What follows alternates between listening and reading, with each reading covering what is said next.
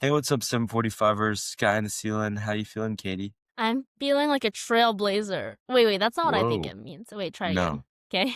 Okay, sky in the ceiling. How you feeling, Katie? I'm feeling exploratory. Exploratory. How about you? I'm feeling adventurous. Today, we are talking about travel. Travel. But more than Traveling. just travel. We're talking about all things that are related to travel. Gap Yeah. years, Gap comfort years. zones, Comfort zones. culture, Culture. exploration. Exploration. I like the call and reply. So, yeah, travel. What about it? Where have you been? So, well, I mean, okay, this one right now, like Katie and I are on winter break, Mm, and lots of people are traveling this time of year. yeah. And I see it here a lot in LA, Mm-hmm. lots of Yeah. tourists and whatever. I also went to Mexico this year, and it's like I thought of this one because my family, like, we are not Mexican, right? But like, I uh I do think we do like a somewhat good job of like respecting and like appreciating the Mexican culture, Mm, right?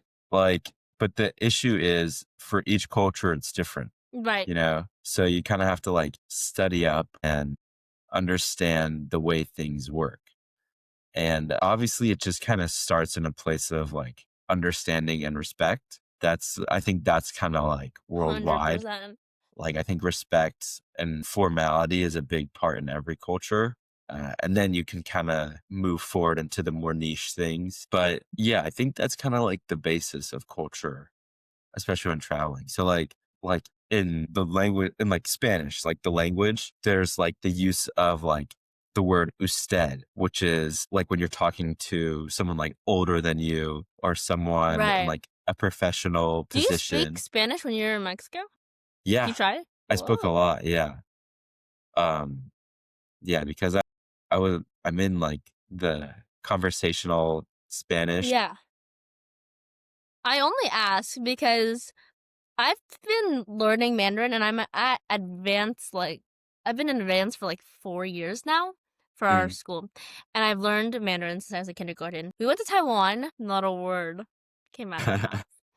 I think for me, the fear of sounding like disrespectful or the fear of sounding like my biggest fear, which has happened to me, so like maybe it's like PTSD now, is when they answer back in English and they go, "Don't worry, I can speak English." Yes, I 100% agree. Because I feel like now did I hurt, like, did I do it like that wrong? Like, or is it just like easier for you? Like, I'm sure they have good intentions. I just feel bad then. So, Uh-huh. like, good for you. No, Yeah. yeah, my personal like idea, like especially in Los Angeles, there's a lot of like Latin or Spanish speaking people. And Mm-hmm. so like my dad would just sometimes speak Spanish and I'd be so worried like like what if they like speak English or English is easier. But like what I did realize when we were in Mexico, or what surprised me, was like English is so hard to learn, yet so many Mm-hmm. people know it there. And so I figure that, and like here, so many people know it as well, even though they originally spoke Spanish or it's like not their first language. I think it's just kind of like, it's kind of nice to try and like speak in their like first language, even if it's not completely right, it just kind of like shows that you're like trying to make an effort to like Yeah. appreciate their culture and obviously like respectfully. Yeah. I mean, And we like, have the luxury of not. We have the luxury of like not having to learn language because like everyone's expected to learn English somehow. But like I think you have to remember like they're speaking a language, like, you don't want to speak the language out of your comfort zone. Like, for example, for me, it was Chinese. But they're literally speaking the language that's out of their comfort zone like crazy. yeah, Yeah. yeah, yeah. I mean, like, it's also, I mean, for like, I feel like people who especially work in like travel based businesses, like across the Hmm. world, like excursion guides or Yeah. whatever, like it's almost a necessity for them to know English because it's very likely you'll have like English speaking Right. travelers. So Yeah. No, I yeah. agree. I think it's like so like brave what they do because it's like you don't want to sound like I understand like you don't. But what I learned from a lot of foreign people. Like, we had Taiwanese exchange students come to our school. Like, we had Taiwanese pen pals. They are a lot more willing and a lot braver to speak English than I am to speak Chinese. I don't know if it's like a self-conscious thing I have going on or it's just like a me thing. I don't think so because like my whole class is like this. But they really are so proud to be able to speak English, and they just say even if it's wrong. And like we totally understand. Like we're hearing it's wrong. It's okay. That was pretty Yeah. good. Like I'm like, yeah, hell yeah. And for some reason, you don't think that someone will do that for you. But but you have to remember that, like, when you're speaking, like, Mandarin or, like, your language, like, your second language, they're also like, oh, we get what you mean. Like, they know the language enough to, like, get what you mean. Like, they're not, like, Exactly. at your level. Like, they're a lot better. So, like, that makes sense. I think traveling, it's like, if you have the means for it, it's like almost a necessity. I understand Yeah. people don't like to be uncomfortable in different spaces and like you don't know what's happening. You have to download like different apps and do research. But you learn so many life skills traveling, even if you're traveling with your parents and they do more majority of the work. And you learn so many life skills watching other people live. Yeah. Like, Most I remember the definitely. first time I went to Japan, and I'm going again, but like I remember like it was completely different the way people do things. They don't tip. And like that alone, like when I was like I think I was like 7 or 8. But that like got me into the idea of tipping culture, and that's when I started like reading articles about it. But like it's just interesting to learn how like different countries or different societies like think of things differently, because for us tipping is like a necessity for Yeah. our servers and, restaurant workers. But if we didn't have it, people would be forced to up the wages. So like it's like a whole loop that we don't need to get into, but it's just like amazing to see how other people live and like to know how an airport works. Until Oh, recently, yeah. I just blindly followed my dad, and I didn't even it didn't even process in my mind that like it goes security, boarding, whatever, whatever. But then living on my own in New York and then doing things on my own, you really do like pay attention a little bit more. And for a lot of people's jobs, it's a life skill you need to know how to do, travel on your own. Yeah. No, Yeah. I 100% agree. And also, like, I'm I like, obviously, I'm a big fan of, like, traveling, like, internationally and, like, seeing how other countries, like, live day to day. But even, like, traveling just, like, to another nearby city or Mm, just something very close, and it doesn't even have to be a city. It could just be somewhere like or, like, mm, go camping or something like that and just understand a new lifestyle. It really puts into perspective, like, I 100%. feel like it really helps you understand, like, what you want in life. Because like, Mm, you can, like it's like you can find something in another country and just, like, get really attached to it and then try and find something similar in in your Europe. own life. Right.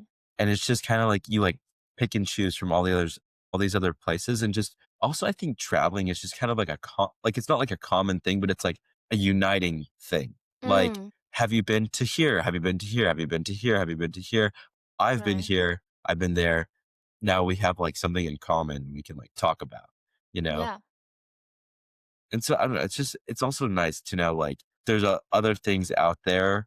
Like, even if you don't even speak the same language, but you go to a place with just other humans there, it's possible to, like, connect with them without speaking the same language. Like, Yeah. just simple mannerisms or, like, early, like, polite actions or just, like, you know, thumbs up, shaka, high five, 1000%. nodding head. Yeah. I even get like a whole new level of gratitude and like perspective for people who travel to where I live. Like when I Yeah. see people in LA, you realize like I mean Zach and I we live in Los Angeles, and like for us it's just like LA. Like it's like LA. Mhm. Not to sound like annoying, but like it's just like LA. But you realize some of these people in the world like have thought about going to LA as like and have like imagined it completely differently. In culture, right? America is stereotyped one way, but every single city, New York is stereotyped one way, right? Like we live in LA, there's like certain thoughts about New Yorkers that we have. People who live in New York, certain like realistic standards they have for LA. And like especially in like foreign countries where like the stereotypes are like even built up even stronger, right? They think of LA as such a like for Zach and I, it's like the place we have to go to school. It's like where I have Yeah. to do the dishes. It's like I have like to do like things here. But for them, this is the city of dreams. Like this is like Hollywood. This is like you could be a star here. I don't know about Zach and I, but like I don't at least I don't think like, oh like I'm gonna be a star here. But like for so many people, this is where like things happen. Like this is like I mean New York, it's like people it's stereotyped as like the thing really happened. But like when I see people at the Grove who are like shocked at the Grove, I go to the Grove and I'm like, Rick Caruso, hello.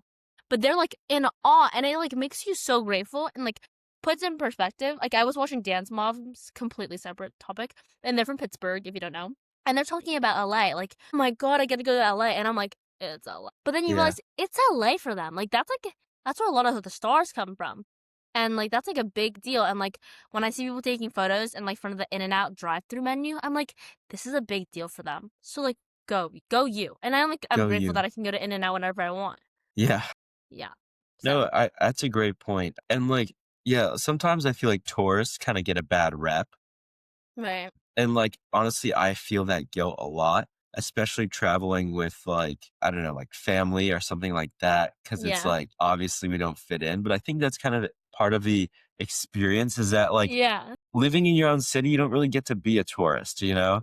You Yeah. like, you can either kind of embrace it or you can try and like, I don't know, ass yeah, I guess, like, assimilate to the culture a little bit. Me personally, what I kinda like to do is, like, I like to do the touristy kinda things, but I also like to, um, dress similarly or try and, like working with what clothes I have, dress similarly to wherever I am. I was, like, fortunate enough to go to Spain with my family, Mhm. and there, the, like, fashion style is a lot different to, like I mean, it was the summer, so it was like a lot more of like shorts and like striped, actually, like, yeah, like a lot of striped t shirts, a lot of like color patterns, not that many brands, like a Mm. couple, but like lots of hats, sunglasses, more of that stuff.